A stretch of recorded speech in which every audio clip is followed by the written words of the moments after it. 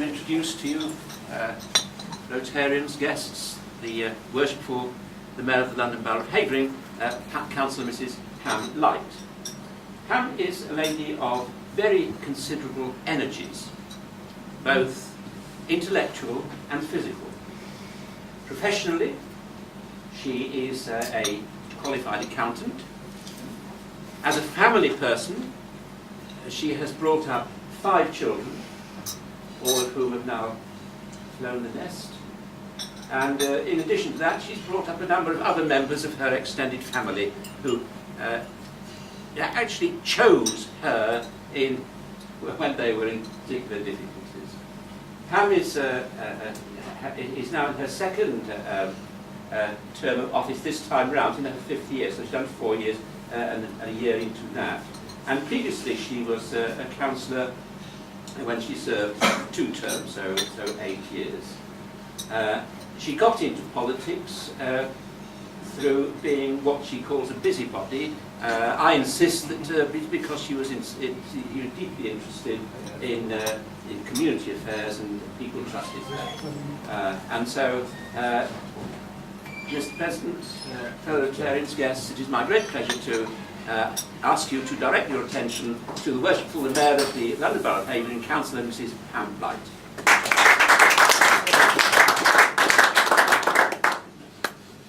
I didn't recognise who he was talking about. I didn't realise I'd been quite so busy.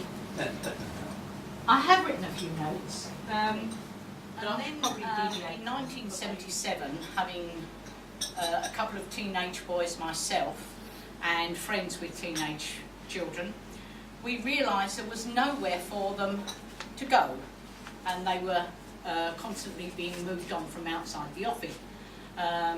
Not that they were doing anything particularly bad, they were just young people congregating and chatting. So we decided to try and find premises so that they could just meet.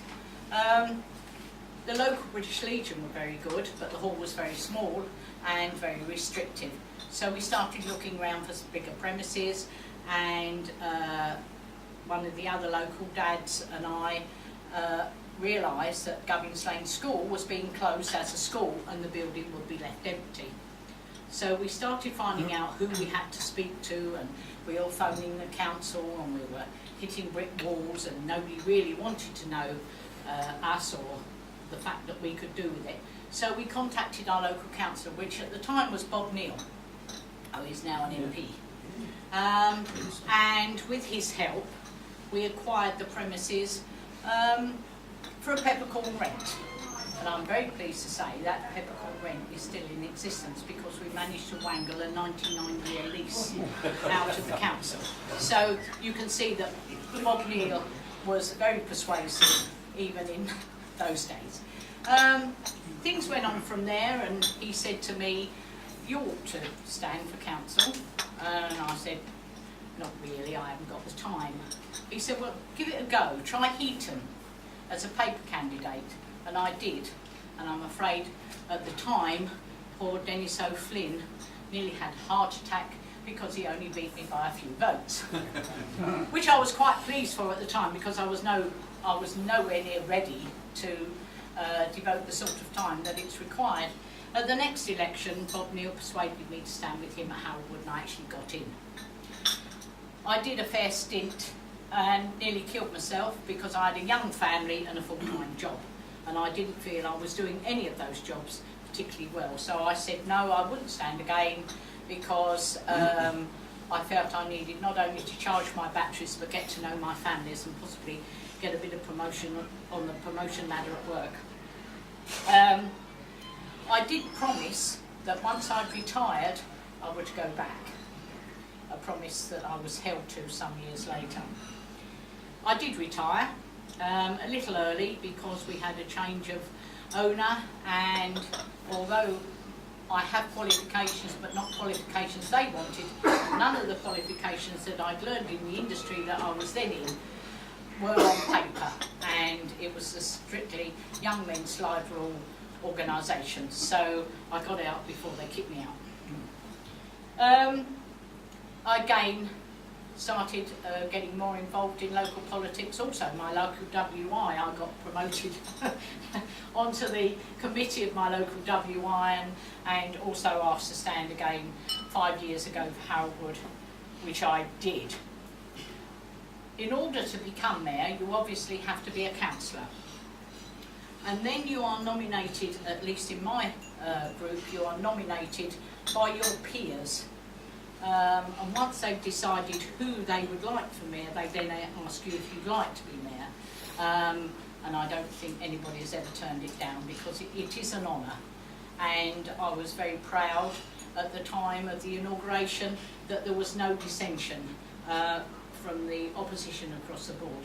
Whether or not they thought they'd better, because I might turn on them, I don't know.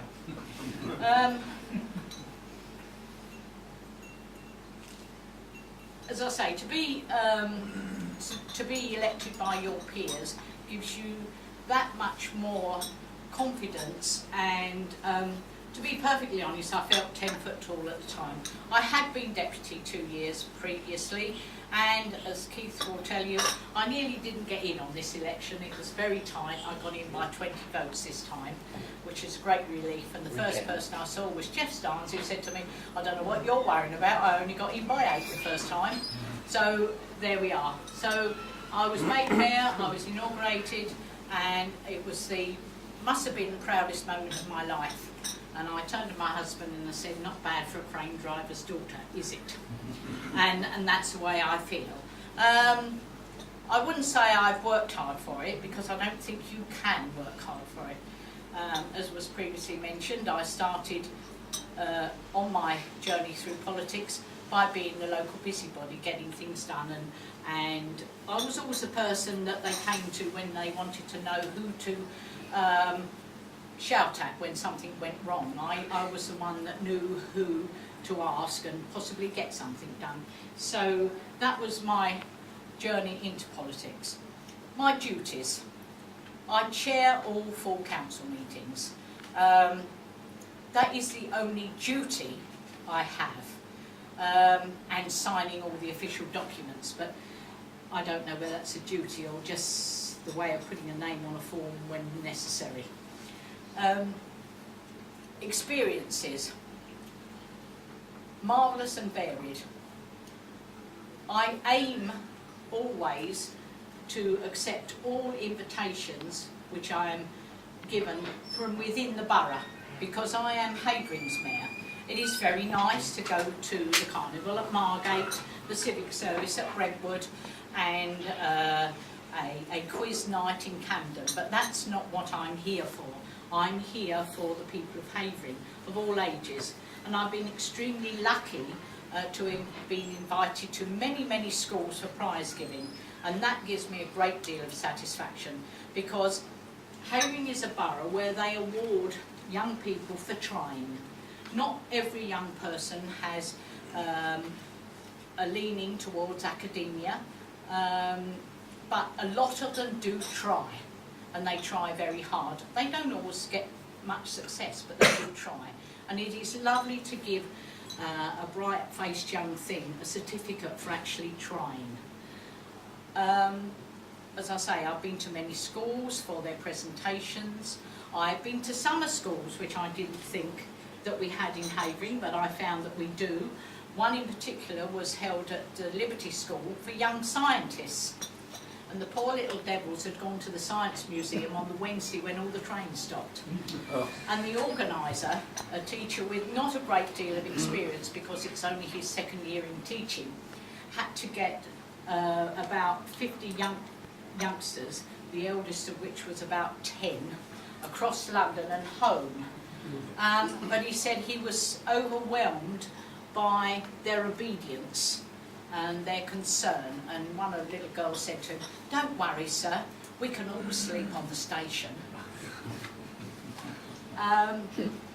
They were very impressive with some of the scientific experiments, and there was a group of girls there that had really gone to the nth degree, which I found extremely encouraging, because girls don't often go into the maths and science side, and we need them as well as we need the boys. I've been very honoured to go to many occasions for the Cubs and Scouts, the cadet forces, their summer shows, their fundraisers and their prize givings, and that I think is the most rewarding side of being a mayor. But equally I've been to old people's homes and seen the good work that is done in our care homes and how caring volunteers and paid workers are with our vulnerable people. It opens your eyes to the amount of volunteers that we have in this borough. Quite frankly, as I've said to many people, if suddenly all our volunteers decided to have a day off, we would definitely be up quick with our paddle. We have a very good social care attitude in the borough and a very good department, but they couldn't work without all the volunteers and the hard work that they do, and the carers. And it's lovely to see an organisation like Crossroads that devotes their time to the carers and helps them keep well and informed and gives them respite from what must be a very, very hard job. Looking after somebody you love day in and day out must be extremely wearing, and it's lovely to see a section whereby it's just cared for them. I am champion for the over 50s in Havering, and I do have a lot of contact with the older generation, but I also love the younger generation. They are our future, and I believe that in Havering we are on a good road. We have an excellent youth programme of commitment, volunteering and caring in the community. You might see on the local paper all the nasty stuff that does go on. Yes, it does. There's no good hiding it, but it is a minority. The good thing about this borough is that caring, kindness and commitment is encouraged right from the very small schools right up to the senior schools, and that is proof in the community and the work they do there. So my duties are anything you ask me to do. I maintain that if anybody within Havering phones up and says, can the mayor come along too, the answer will be yes. If I have a spot in my diary, I will be there, because my job this year is to support, encourage and help any branch of anything from birth to grave within this community. Thank you very much.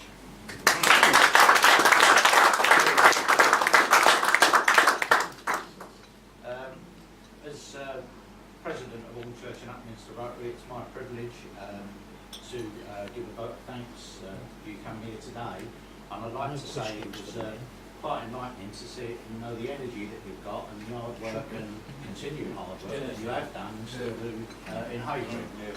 And I'd like to, on behalf of all Rotarians here, say a really big thank you for taking the time out of diary today to come along and explain how hard you do work. And so thank you very much for that. And I'd like all the Rotarians to show their appreciation for coming today.